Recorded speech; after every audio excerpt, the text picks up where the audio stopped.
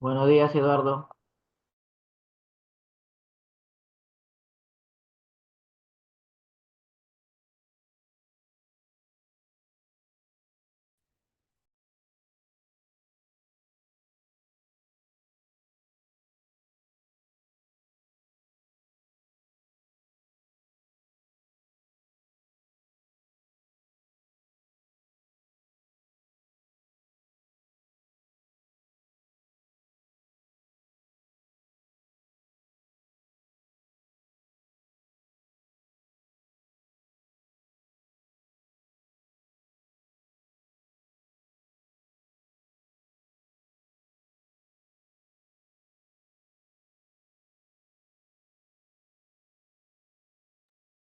Bien, buenos días. Vamos a comenzar, Eduardo, mientras que tus demás compañeros van ingresando. Ya envié lo que es la separate de repaso de Historia de Perú, que si ya se acerca el examen. Vamos a comenzar entonces con el primer tema. Hoy vamos a ver el tema 5, el tema 6 y el tema 7. Vamos a leer rápido para poder contestar las preguntas, porque cada uno tiene preguntas, así como fue química y física. Igualmente vamos a hacer lo mismo acá en esta parte de acá de historia. Confederación Perú Boliviana.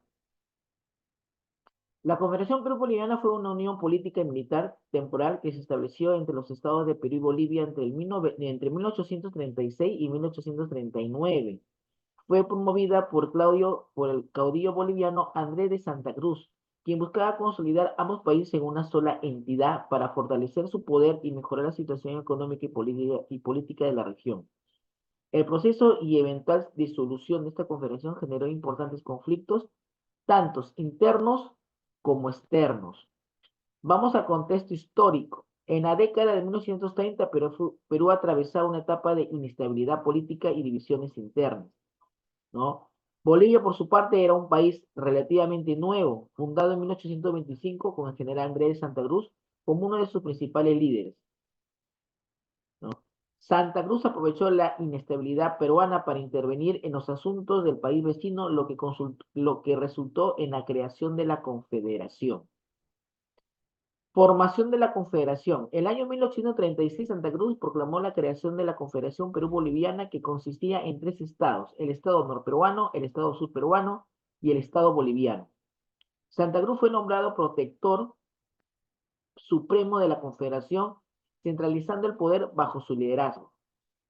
Vamos a ver las oposiciones internas y externas. Dentro de Perú, una fuerte oposición a la Confederación por parte de los sectores que tenían perder soberanía y no aceptaban la hegemonía boliviana. En el ámbito internacional, Chile y Argentina también se oponían a la Confederación, teniendo esta nueva unión alterara el equilibrio de poder en la región. Chile y Argentina, apoyados por los peruanos disidentes, formaron la coalición restauradora y lanzaron una campaña militar contra la Confederación. ¿Bien? Guerra y disolución. La coalición restauradora, compuesta principalmente por tropas chilenas y peruanas disidentes, enfrentó a las fuerzas de Santa Cruz en una serie de batallas.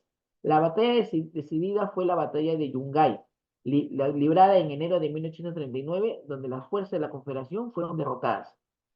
Tras esta derrota, Santa Cruz renunció y huyó, lo que llevó a la disolución de la Confederación en ese mismo año. Sí. Por eso que en el año 1939 ya la disolución fue total de la Confederación, por eso duró solamente 3 años, ¿no? Pero algo que rescatar es que al comienzo estaban los chilenos, los argentinos y parte de la disolución que estaba en contra de esa confederación. Pero al momento de la batalla que hubo, y una de las principales que fue Yungay, solamente participaron chilenos y peruanos, nada más que estaban como opositores. Bien, porque obviamente, a ver, esta confederación, el centro era solamente Bolivia, dejaban al Perú solamente dividido en dos estados, la norperuana y la subperuana. Consecuencia, la disolución de la Confederación devolvió a Perú y a Bolivia su independencia mutua, aunque ambos países continuaron experimentando inestabilidad política en las décadas posteriores. Chile, tras la victoria, consolidó su influencia en la región. La Confederación Perú-Boliviana es recordada como un experimento breve y controversial en la historia de Sudamérica, que dejó huellas profundas en las relaciones entre ambos países y en la política regional. Bien, eso referente a lo que es la Confederación Perú-Boliviana. Vamos con la pregunta y acá quiero por favor su participación en ustedes, tanto de Eduardo, Emilio Portocarrero y Rosa. Quiero su participación porque recuerden que no solamente es el repaso, sino que también estoy evaluando la parte también de intervención oral. Por favor, ¿sí? Vámonos entonces al tema número 6, que ya lo acabamos, perdón, tema 5, con respecto a la Confederación. Vamos con la primera pregunta. Dice, encargado del Estado norperuano en la Confederación. Recordemos un poco detallado, porque este es un resumen, justo acá no he mencionado esta parte de quién fue el encargado de la parte norperuana. Orbegoso, Orbegoso. ¿Quién fue quien me dijo Orbegoso? Eduardo. Eduardo. A ver, otro más por ahí. Necesito otra respuesta. Necesito, por favor, respuesta de todos para yo poder evaluar. Estoy evaluando. Y aparte, el que me contesta, obviamente va teniendo puntos a favores para la prueba general, que es la próxima semana. A ver, Rosa, a ver, ahí tengo la entrada de otro compañero. Ok, a ver, ¿quién más me dice? Ya me dijo por ahí Orbegoso.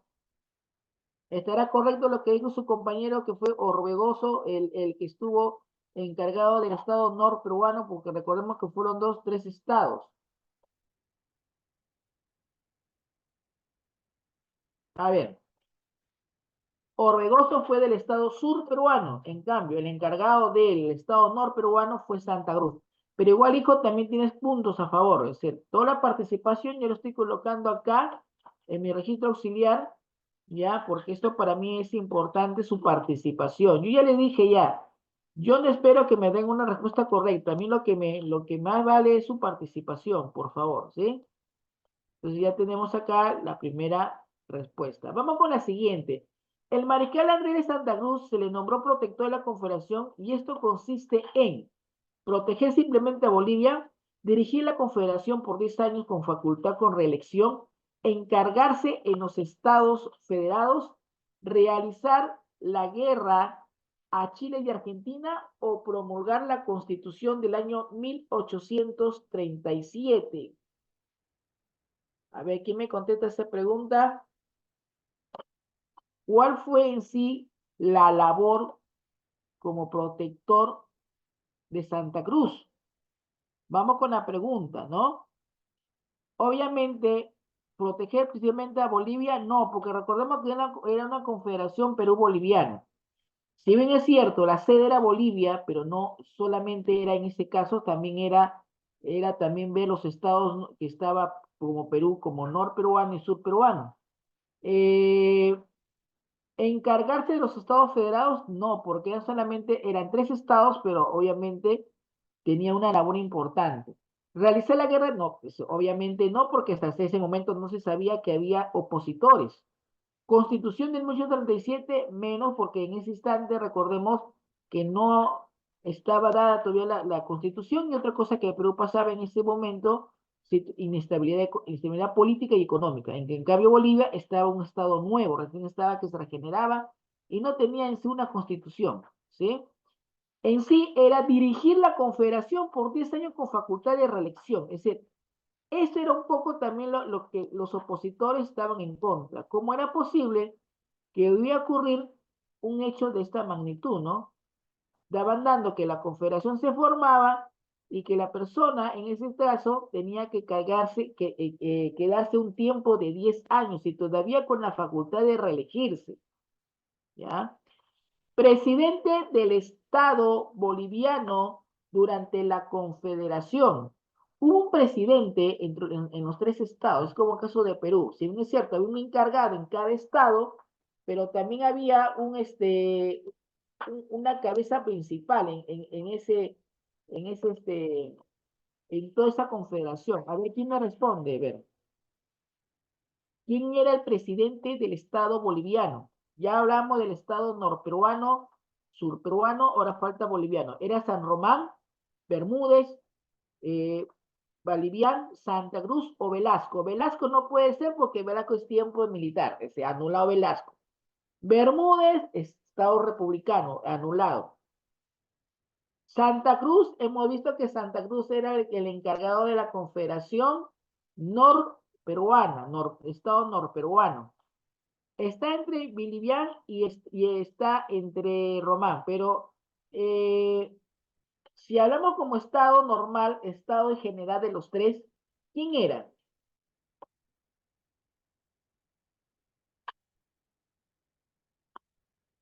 A ver, respuesta si que no quiere responder hablado, lo escribe en el chat.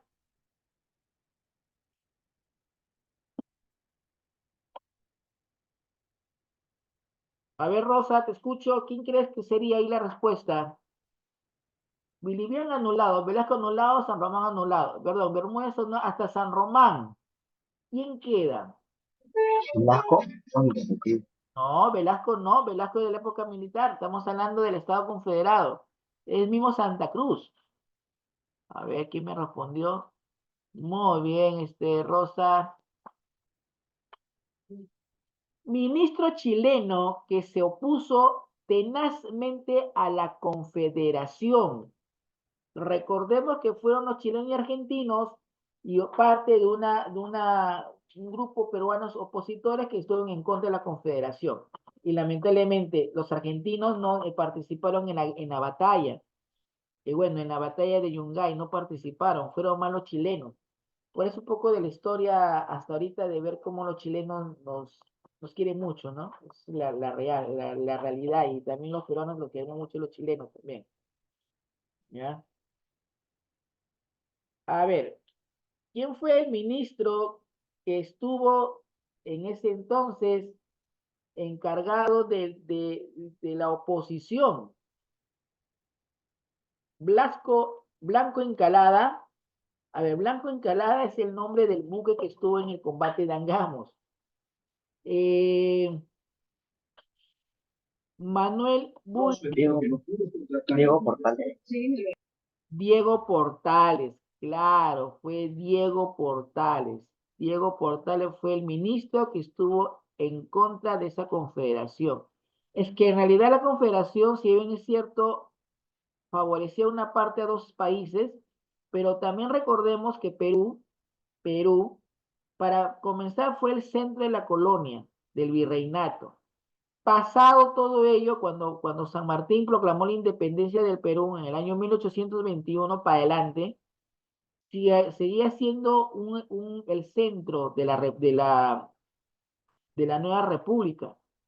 Entonces era muy complicado de que los chilenos obviamente no querían ellos, es decir, también estaban como país independiente. Es decir, ellos en sí querían ser el centro.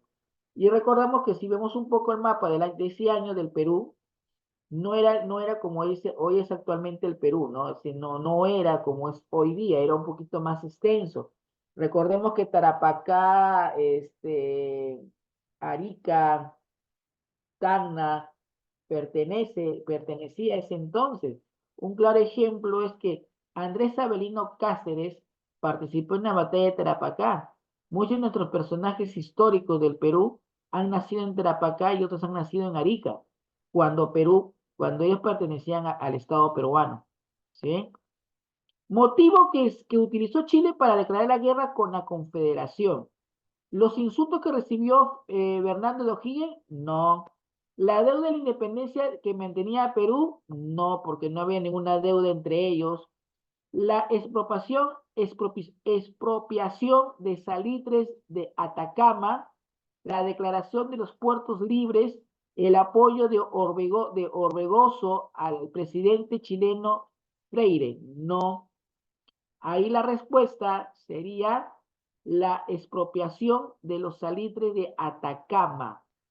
Recordemos que supuestamente, bueno, justo estaba ahí hablando de lo referente a Tacna, y Tarapacá.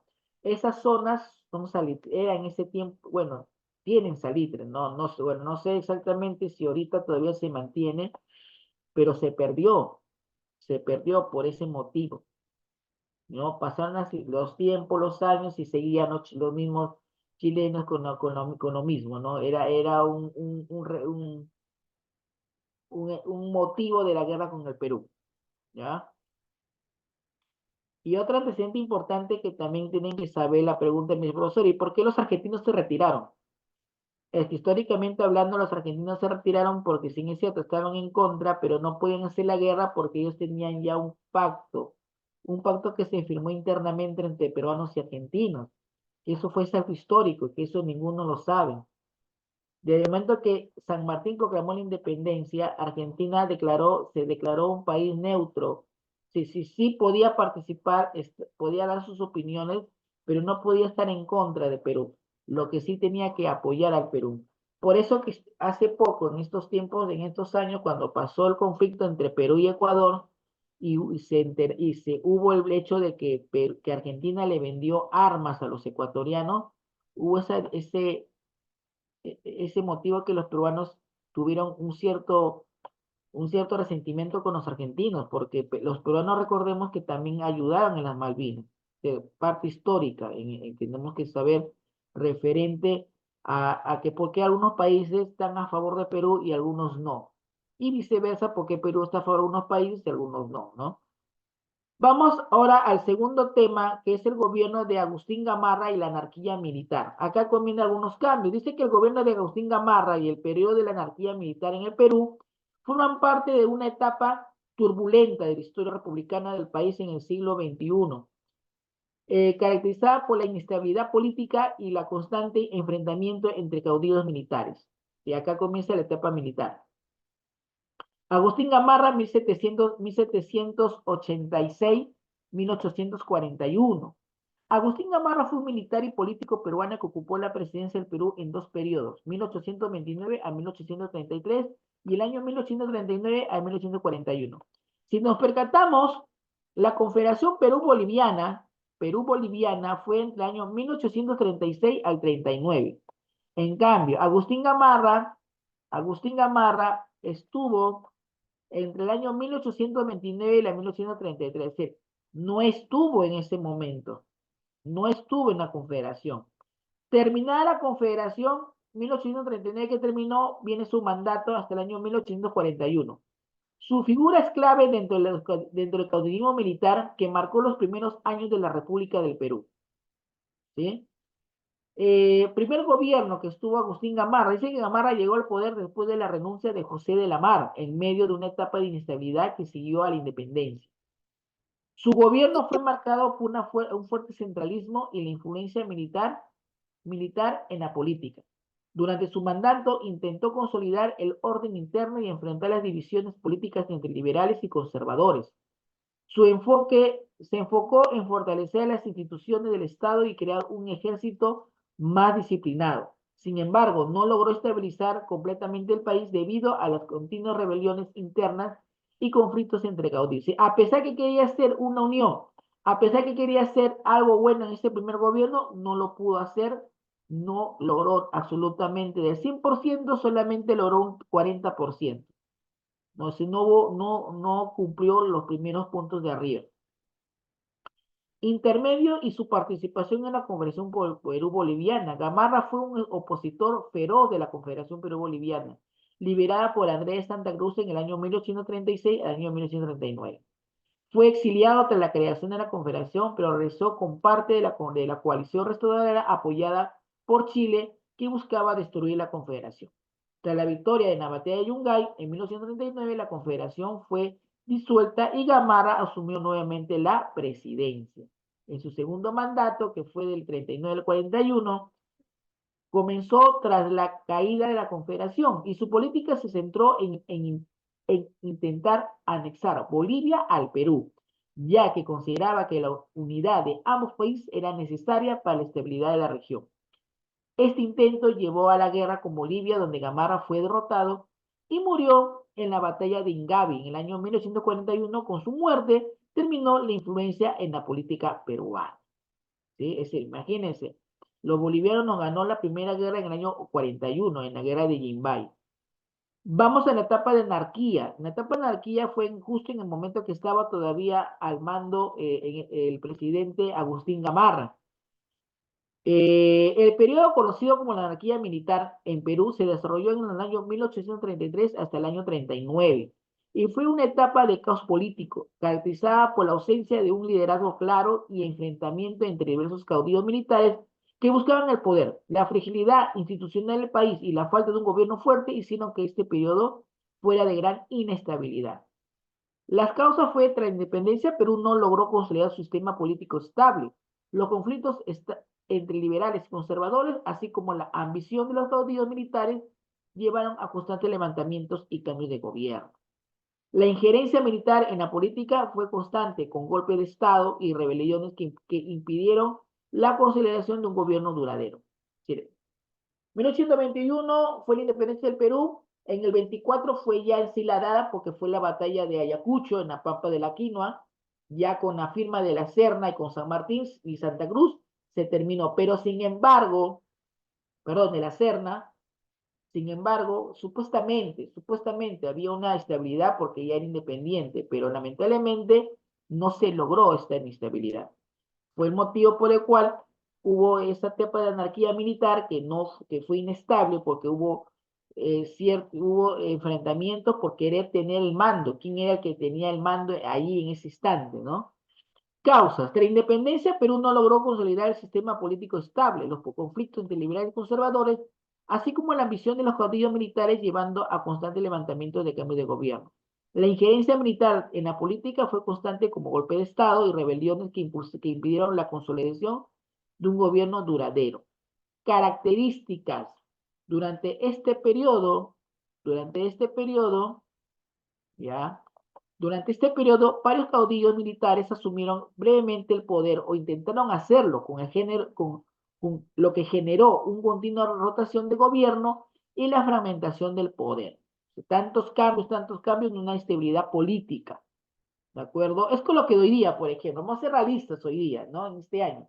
Desde el momento que hubo el levantamiento, el golpe de Estado que hizo, en este caso, Martín Vizcarra, hubo un cambio de presidente. Hemos tenido, creo que desde el momento de la pandemia hasta la actualidad, rotaciones de presidentes que no han durado los 5 años dados, ¿no?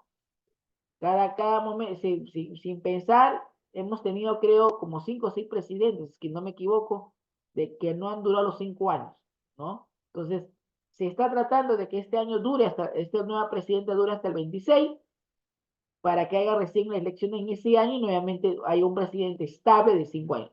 Eso es lo que pasó. Ya como se dice, ya Perú está acostumbrado a esos tipos de secuelas, ¿no? Mira, ¿desde qué tiempo? Hubo constantes levantamientos armados entre los seguidores de diferentes líderes como Felipe Santiago Salaverry y Luis José Orbegoso.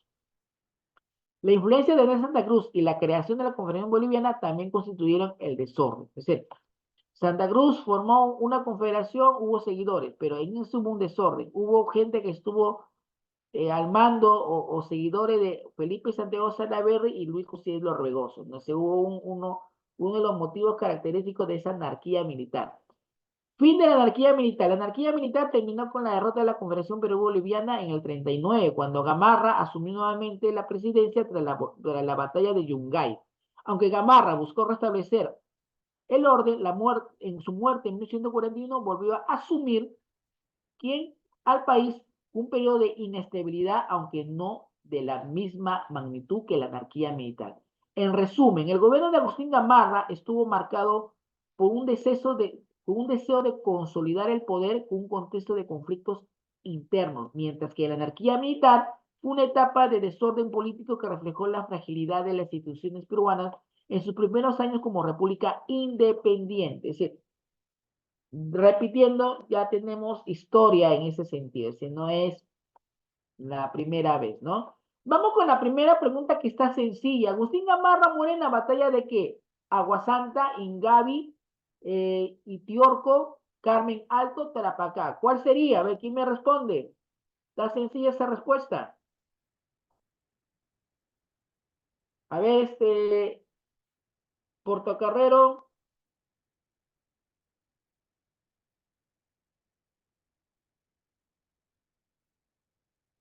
Chicos,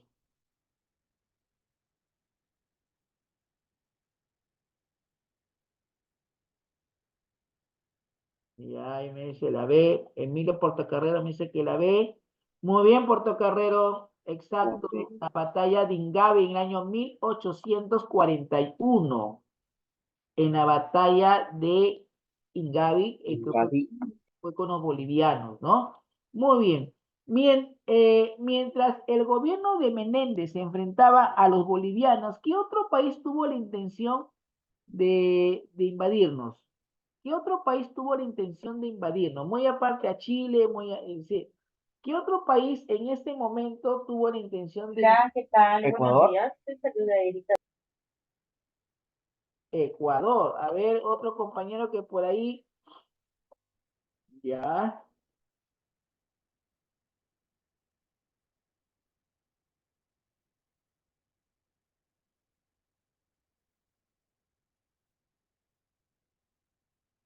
Internet para Colombia, hablar. Colombia, a ver, una mesa en Ecuador, otra mesa en Colombia, a ver otro por ahí en el chat, como me lo dice.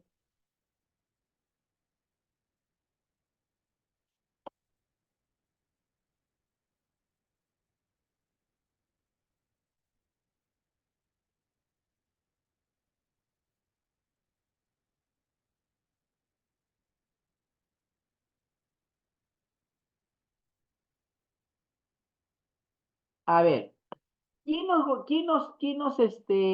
Brasil, no, a ver, te comento, Colombia y Ecuador en el año 1839, 1841, todavía no estaba que, España, profesor. todavía no estaba que se formaba, era el único Chile, España, y Brasil menos porque Brasil pertenecía al virreinato de Portugal.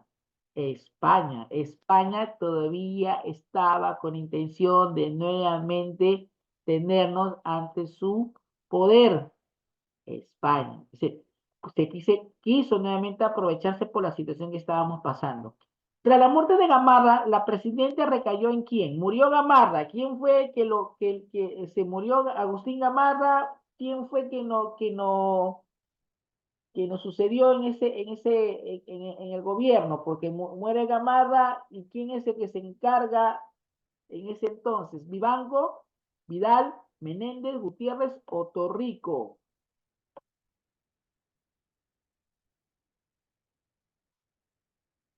Menéndez y Vidal son chilenos. Gutiérrez Torricos no puede ser porque ellos fueron ministros. Fue Vivanco. Redes Banco, sociales. Vivanco, ajá. La denominación restauración es iniciada por, recordemos que hubo un grupo de los restaurados, porque estaban con la idea de nuevamente formar nuevamente el Estado peruano.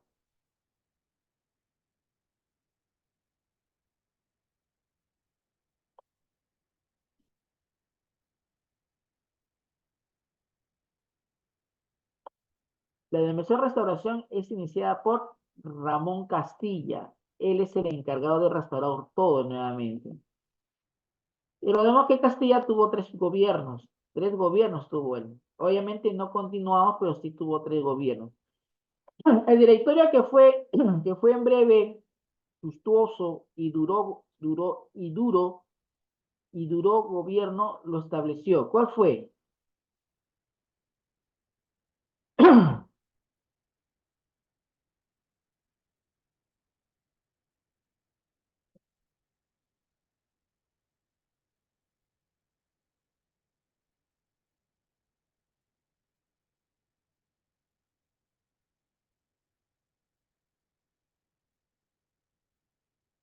Ignacio Vivanco, claro, señor Vivanco. Por Ignacio Vivanco. ¿Por qué Vivanco? Porque Vivanco fue el que tomó, en pocas palabras, que la muerte de la Cámara la presidencia y hizo nuevamente hizo un directorio para restaurar el Perú nuevamente. Bien, hemos hecho el segundo tema. Vamos con el tercero, en la cual ahí fui donde ya estuve yo con ustedes. Vamos a ver qué dice en esta parte. Dice, la era del guano, que fue entre el año 1830 al año 1879. Es decir, como que en ese tiempo estaba la Confederación, pero también estaba lo que era la época también de la era del guano. Dice, fue un periodo de gran auge económico en el Perú basado en la explotación y exportación del guano, un fertilizante natural rico en nitrógeno que se encontraba en grandes cantidades en la isla del litoral peruano. Este periodo tuvo un profundo impacto en la economía y la política del país, aunque también dejó consecuencias negativas a largo plazo. Contexto y descubrimiento. El guano es un tipo de fertilizante formado por excremento de aves marinas ricos en nitrógeno, fosfato, potasio, elementos claves para la agricultura. A mediados del siglo XX, la agricultura europea requería fertilizantes para aumentar la productividad de los suelos, agotados por siglos de explotación. El guano peruano fue altamente demandado, particularmente en Gran Bretaña y otros países europeos. El Perú, con depósitos naturales de guano en las islas de Chinchay y otras islas costeras, vio este recurso una oportunidad de riqueza. Auge económico. La exportación del guano se convirtió en el principal fuente de ingresos para el país durante este periodo, generando grandes sumas de dinero. El gobierno peruano controló la explotación del guano inicialmente mediante contratos con empresas privadas extranjeras y luego a través de concesiones directas.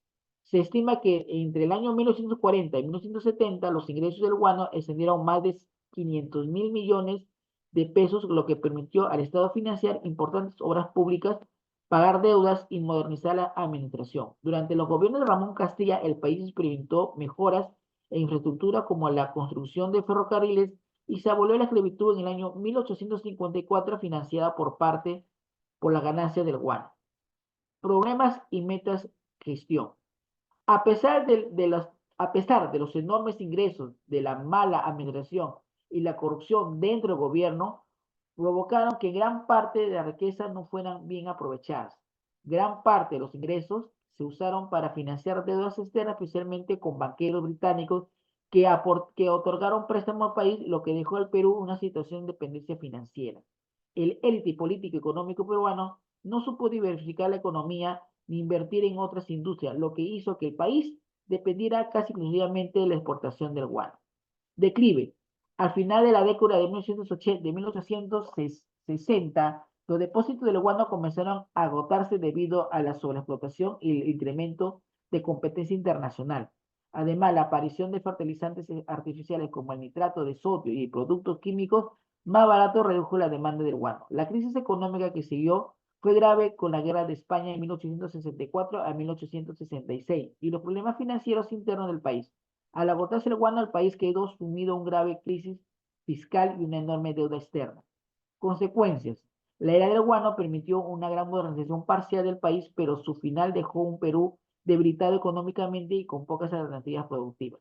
La dependencia de un solo recurso natural y la falta de planificación a lo largo plazo llevaron a una crisis financiera que afectó al país durante décadas.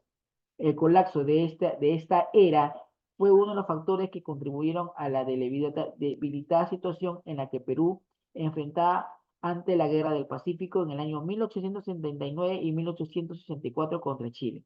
En resumen, la era del guano fue un periodo de gran auge económico en Perú y que proporcionó enormes ingresos, pero que debido a la mala gestión y a la falta de diversificación económica, terminó con la crisis que dejó al país en una situación de vulnerabilidad para décadas posteriores. ¿Se dan cuenta? Ya en sí, desde la primera, el combate o el combate de 2 de mayo, que fue en el año 1866 con Galvez, ya José Galvez Urquizo, ya había ese problema ya.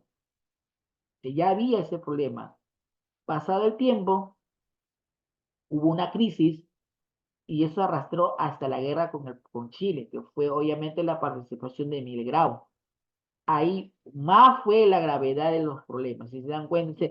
No, no, ya, en sí, no hablemos ya de que fue algo de hoy, ya hubo una crisis anterior, ¿no? O sea, motivo por el cual perdimos económicamente y también perdimos territorialmente porque obviamente Chile al ganar nos se llevó parte de nuestro territorio, ya tanto Tarapacá como Arica, ¿bien? Y que, bueno, será cierto o no, porque mucho se dice, mucho se habla, la idea de que nuevamente a Tacna y Arica y regresen al Perú porque está pasando una grave situación económica, política en Chile. Está bien fuerte la situación allá en Chile, ¿no? Su moneda no está pesando muy fuerte como la peruana, ¿no? Bien, ya, bien. A ver, chicos, un ratito voy a tomar captura de su de la asistencia. No me corten, por favor, porque esto lo tengo que subir al grupo. Un ratito, chicos, no se me vayan.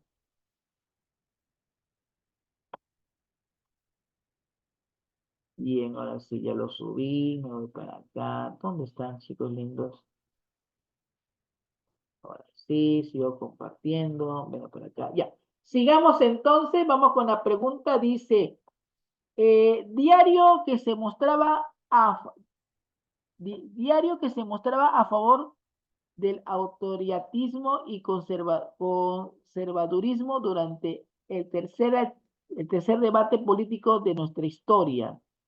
¿Cuál es ese diario o periódico, como ustedes la quieran llamar, que es, bueno, ya había en ese tiempo ya prensa, pero que el diario en el cual era a favor del autoritarismo y conservadurismo durante el tercer debate político de nuestra historia?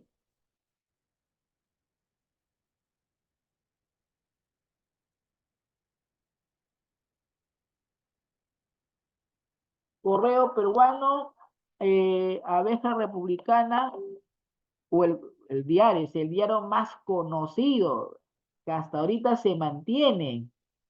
Pasa la historia y se mantiene el comercio. El comercio tiene historia en el Perú. La línea en blanco favoreció la exportación del guano.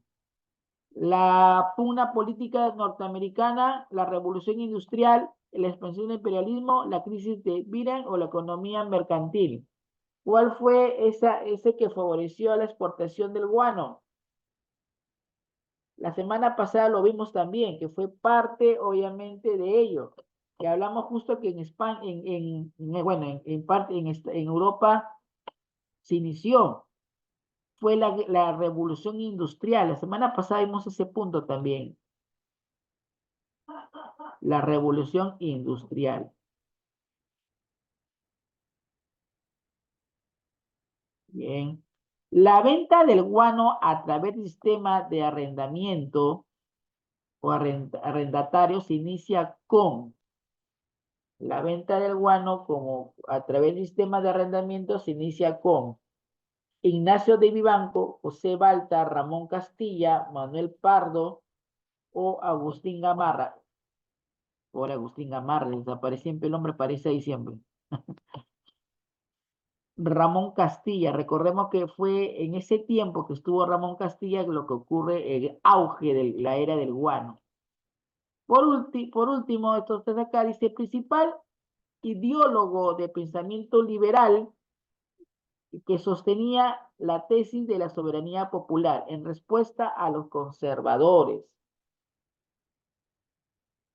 Era un ideólogo liberal, pero tenía obviamente también respuestas para los grandes conservadores, lo que decían, pues no, somos un país tal, mantener siempre la cordura, ¿no? Fue Bartolomé Herrera. Por último, libre navegación de Amazonía para Brasil quedaba establecida en la firma ¿en qué se firmó este tratado? Y eso lo vemos en los cuadernos. Bueno, hoy en día hay cuadernos que aparecen en los tratados de Brasil, de Ecuador, ¿no? El tratado de Le comento que, claro, La M, profesor, la C que digo, mm, de Macor. no, el tratado fue el Tratado de Guerra y da Ponte Ribeiro. Recordemos Brasil, ¿ya? Pues muy bien, la participación de ustedes. Bien, chicos.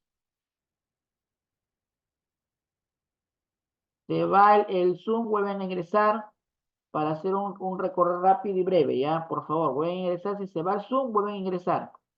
Ya, entonces estamos viendo acá los tres temas.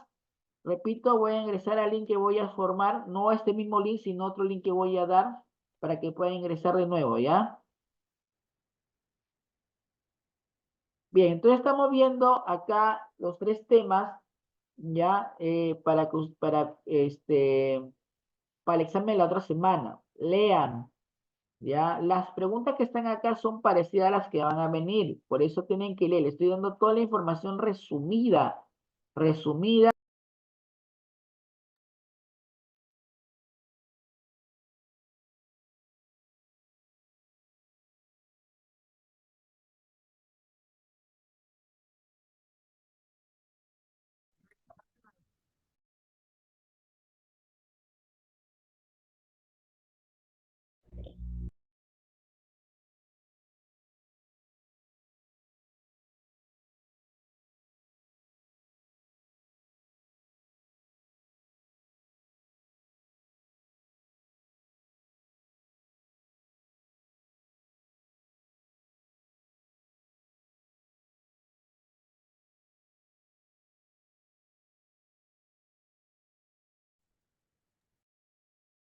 Bien, jóvenes, a ver, sigamos. A ver, vamos a ir comenzando. Un ratito, chicos, un ratito.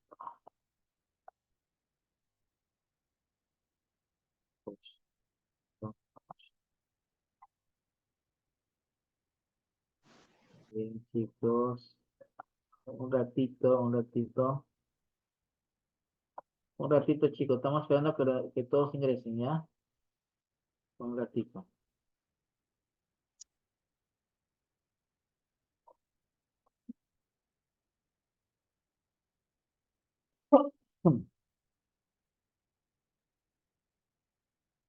Ya, muy bien, vamos a continuar entonces, ¿sí? Ya, muy bien. Ahora sí, están todos. Muy bien. Ay, ay, ay.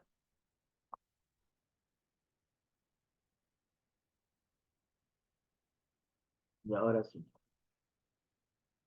Bien, bien, bien, bien, bien. Ya, ok, muy bien. Vamos a ver acá, recordando lo que hemos visto lo que es la confederación. Acá el punto más importante cuando es la confederación, recuerda que las fechas. Recuerda que la confederación se inició en 3 años, del año 1836 al año 39. Bien, eso no fue algo duradero, fue corto. La cabeza principal de toda esa confederación fue Andrés de Santa Cruz, él fue la cabeza principal, ¿ya? ¿El que intentaba hacer? Fortalecer ambos estados, pero recordemos que en ese tiempo Perú estaba pasando por una situación de inestabilidad económica y política, si no estaba estable. Bolivia era un país totalmente nuevo. Aún así, Andrés Santa Cruz hizo esa confederación, tomando a Perú en dos partes, norperuana y surperuana, y Bolivia obviamente como estado, ¿no? Lo mantuvo ahí, ¿no?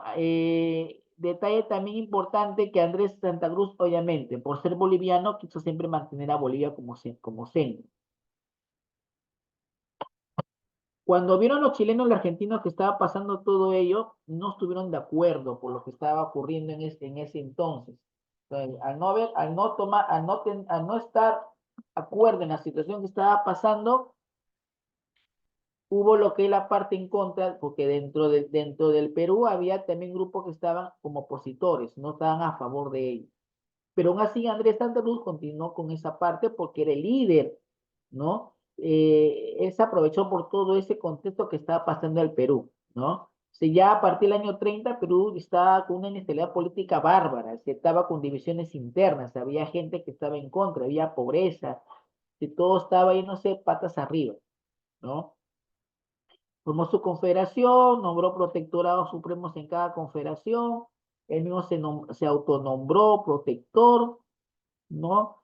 Y luego vienen las oposiciones externas internas, chilenos, argentinos, los peruanos, viene lo que es la conciliación restauradora, dentro de ahí está pues la parte de los de la nueva élite de que lo vamos a hablar de lo que es Agustín Gamarra, ¿no?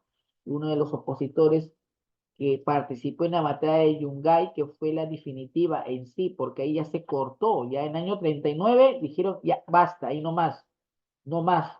Se cortó la conciliación y se terminó, ¿no? También recordemos que la etapa de la confederación que se dio en época de Santa Cruz fue porque antes Gamarra ya había gobernado, Gamarra tuvo dos gobiernos. El primer gobierno fue un desastre. Sí, cuando ya lo tomó Santa Cruz fue ello lo que estaba ocurriendo, ¿no? Entonces Santa Cruz renunció automáticamente y obviamente hubo la disolución total de la Confederación. Huyó y renunció Santa Cruz.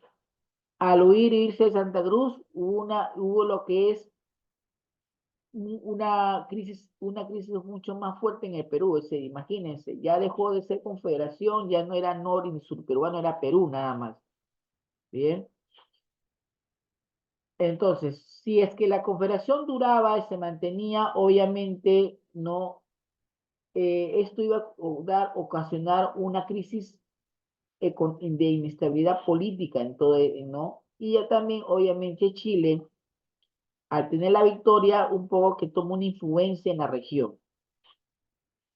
Luego viene lo que es el gobierno de Agustín Gamarra, que voy a repetir, tuvo dos etapas. La primera etapa, que fue antes de la Confederación, 1829 a 1833, donde llega con intenciones de hacer un cambio, de mantener la unión, de poder intentar dar un orden interno frente a las divisiones que habían entre los conservadores y liberales, fortalecer la institución del Estado, que sin embargo no logró nada de ello, no hubo una estabilidad completa, motivo por el cual terminó su gobierno y viene lo que es su participación. Es decir, mire, él participó en lo que es la conferencia, pero como opositor de Santa Cruz.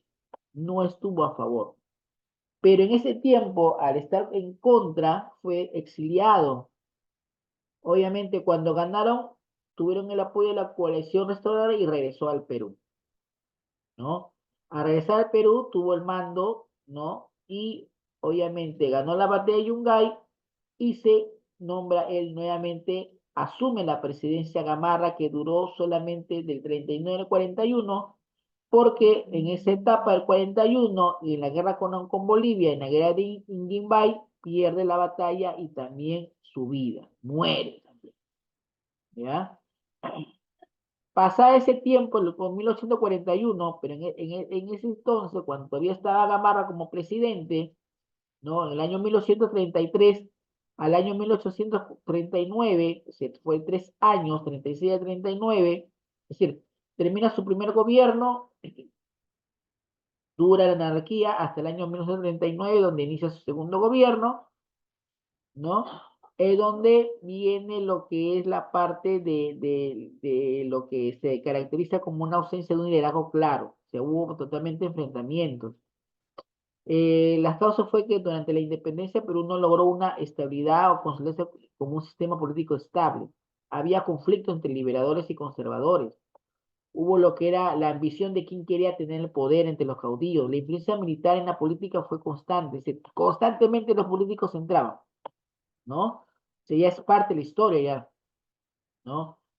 Las características principales fue que durante este periodo ambos caudillos militares asumieron brevemente el poder e intentaron hacerlo, lo que generó una continua rotación de gobierno y la fragmentación del poder.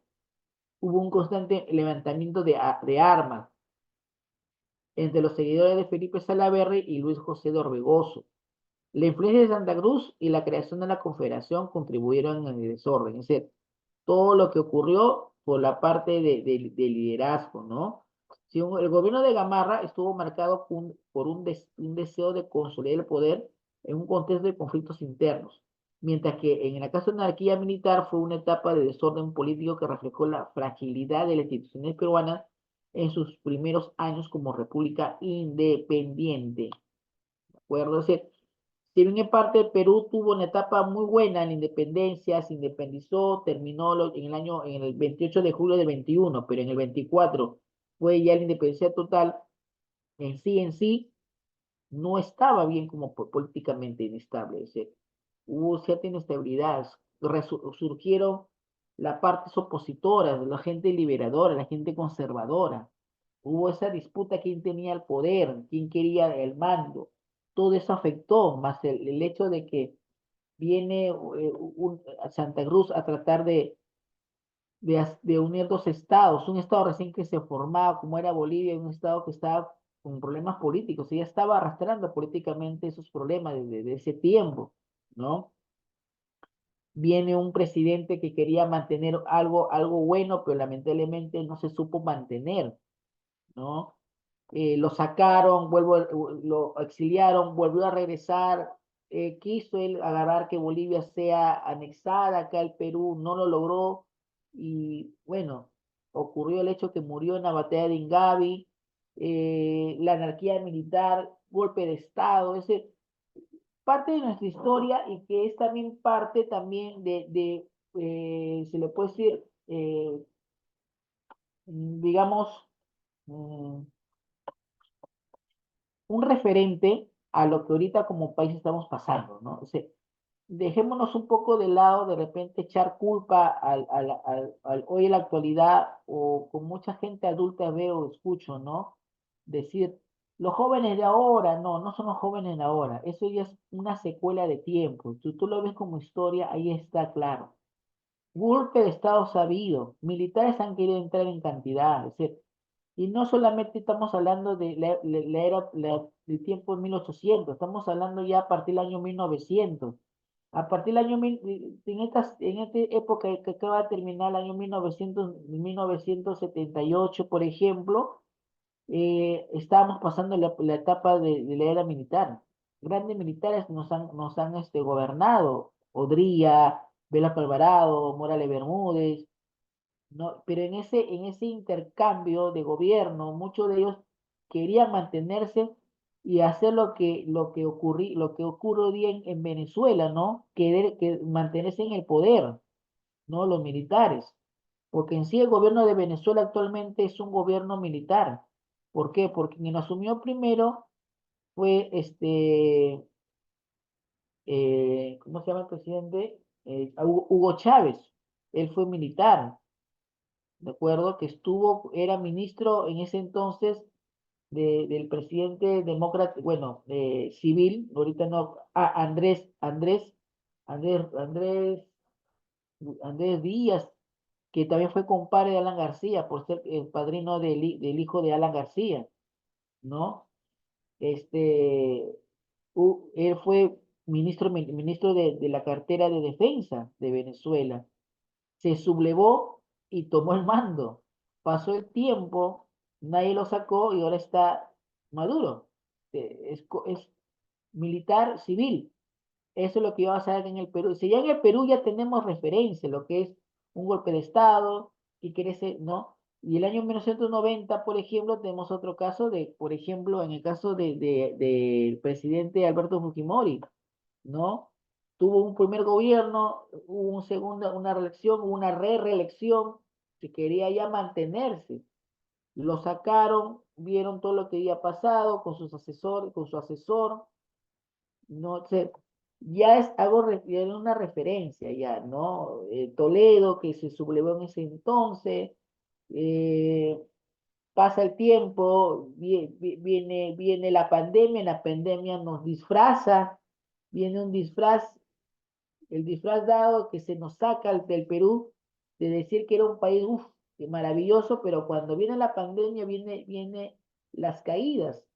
Sa- Saca un presidente sacado, viene un presidente, otro, y viene después otro presidente que es unos, creo, días nada más, viene otro presidente que se mantiene, manda elecciones, viene Castillo y en un 2x3 ni siquiera duró el tiempo y pum, nos sacan porque intención de golpe de Estado. O sea, ya tenemos ya un porqué. Es decir, lamentablemente la política desde ya tiempo atrás no es que sea de hoy, ya es algo que arrastramos, ¿no?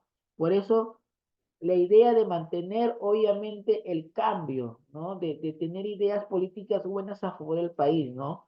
Eso de los conservadores y liberales ya no es de ahora, no es de ese tiempo, desde ahorita se mantiene, hay gente que está a favor, en contra, pero ahora hay mente un poquito más mesurada, obviamente, respetando las opiniones porque ya el país es un país demócrata, ¿no? Es decir, hay respeto. Tú puedes ser de la izquierda, pero respetando obviamente los derechos, tú puedes ser de derecha, tú puedes ser centro, pero obviamente respetando a los demás, las opiniones, y también respetando obviamente también la vida de los demás, ¿no? Es decir, mantener un país, porque al final todos estamos en este país, nosotros dejamos de existir y vienen otras personas a hacer algo mejor, más orden para el país. Es parte de nuestra historia y que hay que también darnos cuenta de que